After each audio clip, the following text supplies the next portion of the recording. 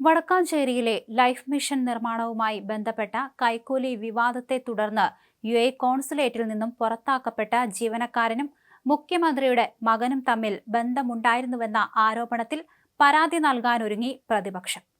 കോൺസുലേറ്റിൽ നിന്നും പുറത്താക്കിയ ശേഷം രാജ്യം വിടുന്നതിന് 3 ദിവസം മുൻപ് തിരുവനന്തപുരം കവടിയാറിലെത്തിയ ഖാലിദ് മുഹമ്മദ് അലി ഷൗക്രിക്ക് 3.5 കോടി രൂപ നൽകിയതാരെന്ന ചോദ്യത്തിന് ഉത്തരം അന്വേഷിച്ച് കേന്ദ്ര ഏജൻസികൾക്ക് ഇനിയും പോകേണ്ടി വരും.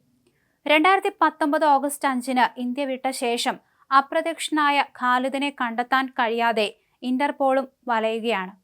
ഇതുകൊണ്ടാണ് ലൈഫ് മിഷൻ കേസിൽ അന്വേഷണം എങ്ങുമെത്താത്തത്. പ്രളയബാധിതരുടെ പുനരധിവാസത്തിനായി റെഡ് ക്രസന്റ് അനുവദിച്ച ഫണ്ട് ലൈഫ് മിഷനിലേക്ക് വകമാറ്റിയതുമായി ബന്ധപ്പെട്ട കേസിലാണ് കോൺസുലേറ്റിന്റെ മുൻ ധനകാര്യ ഉദ്യോഗസ്ഥനും ഈജിപ്ഷ്യൻ പൗരനുമായിരുന്ന ഖാലിദ് മുഹമ്മദ് അലി ഷൗക്രി പ്രതിയാകുന്നത്. ഫണ്ട് വകമാറ്റുന്നതിന് ഷൗക്രി കൈക്കൂലി വാങ്ങിയെന്നായിരുന്നു ആരോപണം. തുടർന്ന് 2019 ജൂലൈ 30-ന് കോൺസുലേറ്റ് ഖാലിദിനെ പുറത്താക്കി. 2 ദിവസത്തിനു ശേഷം ഓഗസ്റ്റ് 2-ന് തിരുവനന്തപുരം കവടിയാറിലെ ഒരു കേന്ദ്രത്തിലെത്തി ഖാലിദ് 3.5 കോടി രൂപ കൈപ്പറ്റിയതായിട്ടാണ് ആരോപണം. തുടർന്ന് ഓഗസ്റ്റ് 5-ന് ഖാലിദ് രാജ്യം വിട്ടു.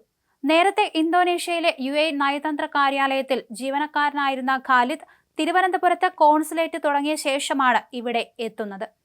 കോൺസുലേറ്റ് കേന്ദ്രീകരിച്ച് സാമ്പത്തിക ക്രമക്കേടുകൾ നടക്കുന്നതായും സ്വപ്ന സുരേഷും ഖാലിദുമാണ് ഇത് നിയന്ത്രിക്കുന്നതെന്നും വിദേശകാര്യ മന്ത്രാലയത്തിന് പരാതി ലഭിച്ചിരുന്നു.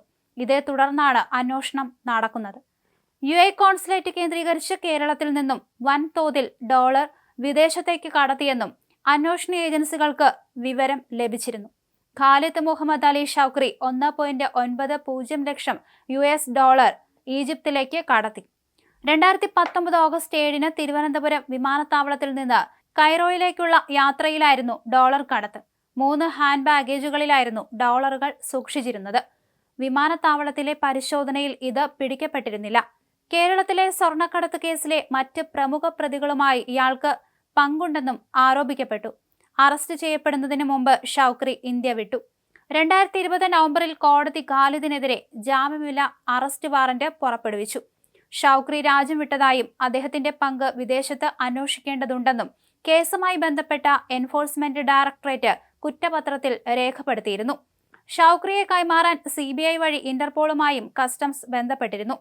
കൈമാറ്റ അഭ്യർത്ഥനകൾ നയതന്ത്ര മാർഗങ്ങളിലൂടെ അയക്കാനായിരുന്നു തീരുമാനം. ഖാലിദ് ഇപ്പോൾ ഈജിപ്തിലുണ്ടെന്നാണ് അന്വേഷണ ഏജൻസികൾ കരുതുന്നത്. നിലവിൽ ലൈഫ് മിഷൻ കേസിൽ ശിവശങ്കർ 7-ാം പ്രതിയാണ്. യൂണിടാക് MD സന്തോഷ് ഷീപ്പനാണ് 1-ാം പ്രതി. സന്തോഷ് ഷീപ്പൻ, സെയിൻ വെഞ്ചേഴ്സ് എന്ന സ്ഥാപനം, PS സരിത്ത്, സ്വപ്ന സുരേഷ്, സന്ദീപ് നായർ, യദുകൃഷ്ണൻ, ശിവശങ്കർ, ഖാലിദ് ഷൗക്രി എന്നിവരാണ് കേസിലെ 8 വരെയുള്ള പ്രതികൾ. 9-ാം പ്രതിസ്ഥാനത്ത് മറ്റുള്ളവർ എന്നും ED ചേർത്തിട്ടുണ്ട്.